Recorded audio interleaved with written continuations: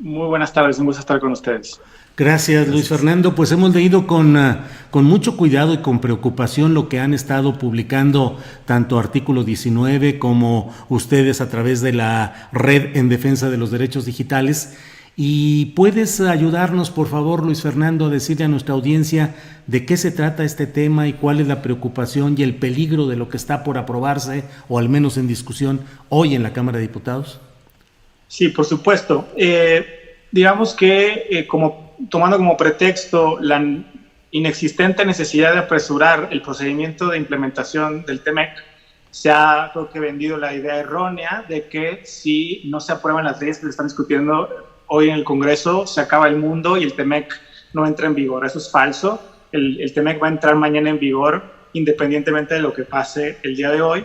Y dentro del TEMEC hay un capítulo sobre propiedad intelectual en donde México, pues, de alguna manera, se ha comprometido a una serie de reformas. Sin embargo, dentro del propio TEMEC hay ciertas condiciones y una de ellas es México en su momento estableció que la implementación del TEMEC siempre, obviamente, porque además lo exige la Constitución, tiene que hacerse de manera acorde a la Constitución. Sin embargo, aprovechando la pandemia y yo creo, y además ignorando que el propio TEMEC en algunas disposiciones le da a México hasta 3 años para implementarlo, se está intentando aprobar de manera fast track, de manera, y a lo mejor creían que con la pandemia y con todos los temas que hay iba a poder pasar desapercibido. Afortunadamente no ha sido así. Y hay 3 elementos en particular que desde las organizaciones nos preocupan. El primero tiene que ver con ciertos mecanismos de censura en Internet que se establecen con pretexto de la protección del derecho de autor. Uh-huh. Si se aprueba la legislación que está siendo discutida, cualquier persona que alegue, no tiene que probar, no tiene que ir a un juicio, no tiene que demostrar, cualquier persona que alegue que un contenido en Internet viola derechos de autor, eso obliga al proveedor de servicios de Internet a bajarlo. Sin mayor. Sin debido proceso, sin ningún tipo. Y es importante mencionar que determinar si el uso de una obra protegida por derechos de autor es violatorio o no de derechos de autor no es algo sencillo, porque hay lo que se conoce como excepciones y limitaciones a derechos de autor. Los periodistas usan muchas de esas excepciones en donde pueden usar fragmentos de transmisiones de obras protegidas por el interés noticioso que tienen, y no tienes que pedir permiso ni tienes que remunerar al titular. Es decir, hay una serie de excepciones a el derecho del titular de derechos de autor de ser remunerado y de dar permiso para usar su obra. Y eso queda absolutamente anulado. Además, en la legislación se establece la obligación de que las empresas de Internet establezcan filtros automatizados para la detección y la censura de contenido potencialmente violatorio de derechos de autor. Esto, sin duda, digamos, va a generar un bloqueo de contenidos que no violan derechos de autor, pero que hacen un match, digamos, con la base de datos de obras protegidas. Pero como el robot no puede determinar si eso viola o no viola derechos de autor, van a jugar a la segura y van a censurar. Eso es lo que se ha demostrado empíricamente. Y el tercer punto, que a lo mejor es más complicado de entender, es una sanción e incluso criminalización de romper lo que la ley llama eludir medidas tecnológicas de protección. Más sencillo decimos romper candados digitales. ¿Qué quiere decir esto?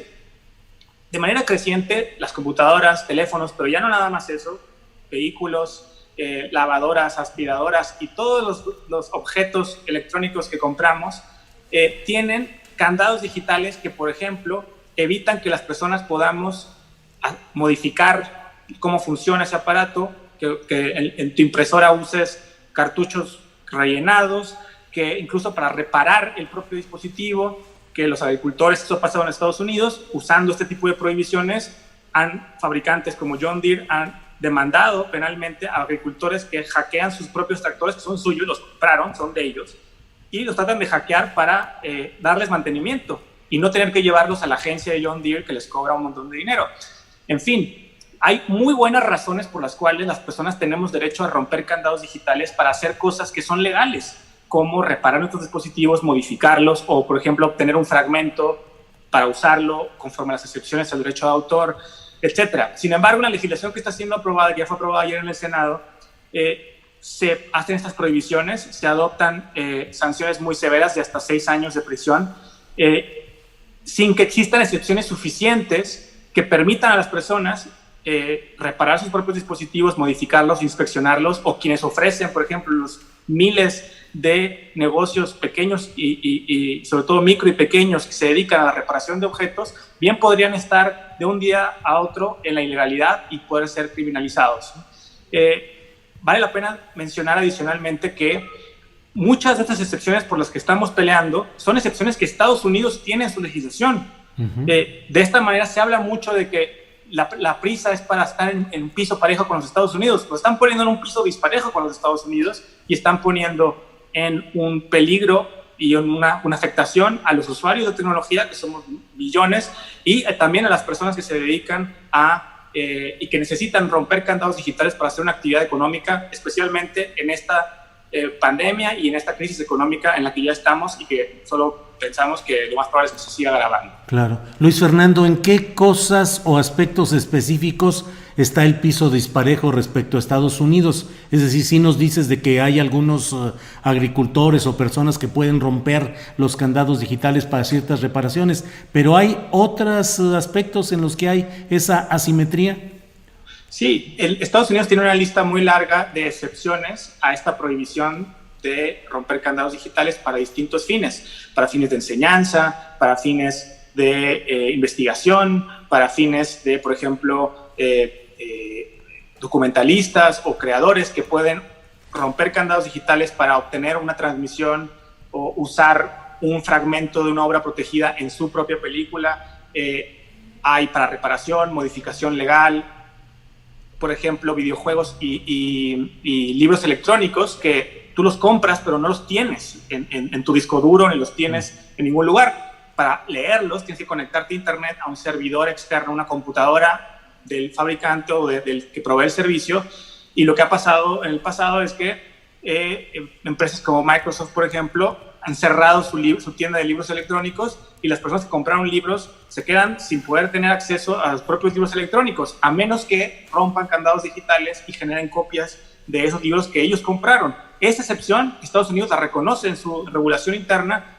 Llevamos semanas insistiéndole al Secretario de Economía y al Senado y ahora a la Cámara de Diputados de la necesidad de también incorporar excepciones que tiene Estados Unidos. No es nada que ni que viola el TEMEC, ni que va más allá de lo que Estados Unidos ya tiene, y se ha negado por necedad y por creo, una incompetencia muy grave de parte, sobre todo, de la Secretaría de Economía, que ha mal informado el Congreso y les ha tratado de empujar estas reformas sin discusión, sin un análisis importante, y insisto, de manera innecesaria. El TEMEC, por ejemplo, nos da 3 años para implementar gran parte de estas disposiciones y se están apresurando a aprobarlas, pues porque hay intereses económicos que están influyendo de manera muy, muy vergonzosa en la actuación de la Secretaría de Economía y en la actuación del Congreso en los últimos días.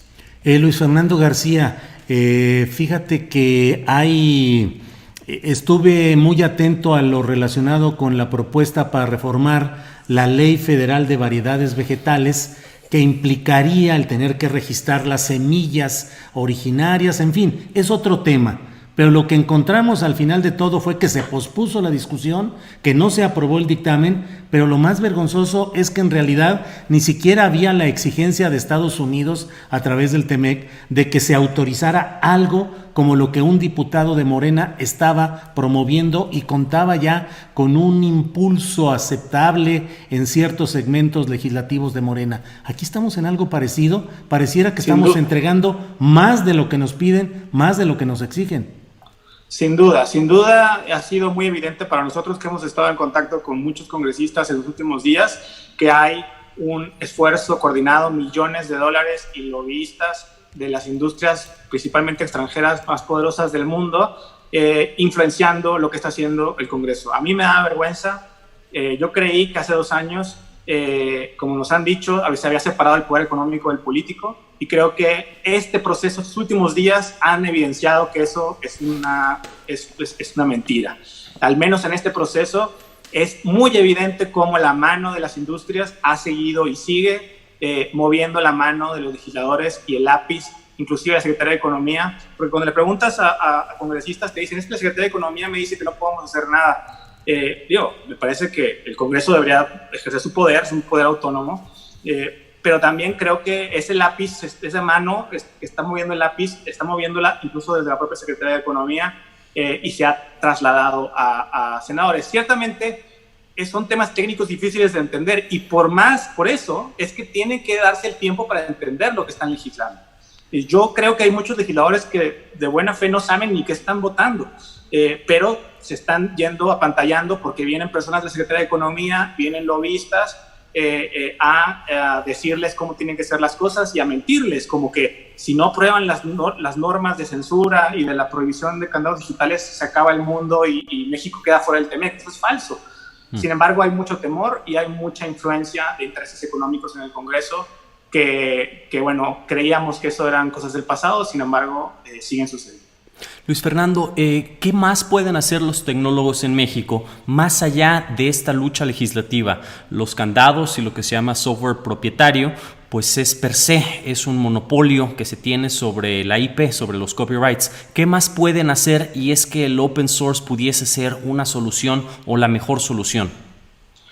Sin duda, claro que hay quienes tenemos la posibilidad de usar tecnologías que no nos imponen estos candados, ¿no? Pero es difícil y la verdad es, creo, ingenuo pensar que la gran mayoría de la gente puede hacer estas cosas. Si se llega a probar, que todo parece indicar que así será el día de hoy en la Cámara de Diputados, sin duda acudiremos a las instancias judiciales correspondientes y estamos muy confiados de que el Poder Judicial es claramente inconstitucional gran parte de lo que se está aprobando y estamos bastante confiados inclusive de que haya la posibilidad de una acción de inconstitucionalidad por una minoría del Congreso o por la propia Comisión Nacional de los Derechos Humanos. Será lo que buscaremos en caso de que se confirme, como todo parece indicar el día de hoy, la aprobación de estas reformas y por la vía judicial tendremos que revertir esta irresponsabilidad y esta violación a los derechos humanos. Se habla mucho de que tenemos que cumplir con el TEMEC, pues también tiene que cumplir con la Constitución y tiene que cumplir con los tratados internacionales de derechos humanos que se están violando. Y parecería que aquí el TEMEC es como más importante que la Constitución misma y eso es, creo, indigno. La verdad, yo no lo esperaba en esos años.